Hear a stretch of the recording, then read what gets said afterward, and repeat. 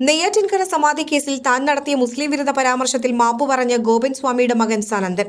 പരാതിക്ക് പിന്നിൽ മുസ്ലിം തീവ്രവാദികളെന്ന് വല്ലതും പറഞ്ഞിട്ടുണ്ടെങ്കിൽ മാപ്പ് പറയുന്നുവെന്നും ഇപ്പോഴത്തെ മനസ്ഥിതിയിൽ പറഞ്ഞതാണെന്നും സനന്ദൻ വിശദീകരിച്ചു.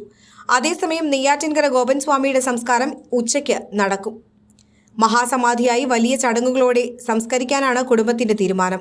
വൈകിട്ട് 3-നും 4-നും ഇടയിലാണ് സംസ്കാരം. മൃതദേഹം സൂക്ഷിച്ചിരിക്കുന്ന നെയ്യാറ്റിൻകര ആശുപത്രിയിൽ നിന്നും നാമജപ ഘോഷയാത്രയായിട്ടാണ് വീട്ടിലേക്ക് കൊണ്ടുവരിക. ഗോപൻ സ്വാമി സമാധിയായെന്ന് കുടുംബം പറയുന്ന അതേ സ്ഥലത്തു തന്നെയായിരിക്കും മഹാസമാധി നടക്കുക.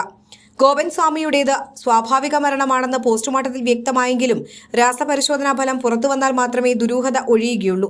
ഇന്നലെ രാവിലെയാണ് കല്ലറയുടെ സ്ലാബ് മാറ്റി ഗോപൻ സ്വാമിയുടെ മൃതദേഹം പുറത്തെടുത്തത്. ഇരിക്കുന്ന നിലയിലായിരുന്നു മൃതദേഹം. നെഞ്ചുവരെ പൂജാദ്രവ്യങ്ങൾ മൂടിയ നിലയിലാണ് മൃതദേഹം കണ്ടെത്തിയത്. അഴുകിയ നിലയിലായിരുന്നു മൃതദേഹം ഉണ്ടായിരുന്നത്. നെയ്യാറ്റിൻകരയിൽ പിതാവ് സമാധിയായെന്ന് മക്കൾ പോസ്റ്റർ പതിക്കുകയും അടക്കം ചെയ്യുകയും ചെയ്തതോടെയാണ് ഗോപൻ സ്വാമിയുടെ മരണം ചർച്ചയായത്. നെയ്യാറ്റിൻകര ഗോപൻ സ്വാമിയുടെ വിവാദ കല്ലറ ഇന്നലെ രാവിലെയാണ് പൊളിച്ചത്. മൃതദേഹം ഇരിക്കുന്ന നിലയിലാണ് കണ്ടെത്തിയത്. കല്ലറയ്ക്കുള്ളിൽ ഭസ്മവും പൂജാദ്രവ്യങ്ങളും കണ്ടെത്തി. മൃതദേഹം കാവി വസ്ത്രത്തിൽ പൊതിഞ്ഞ നിലയിലാണ് കണ്ടെത്തിയത്.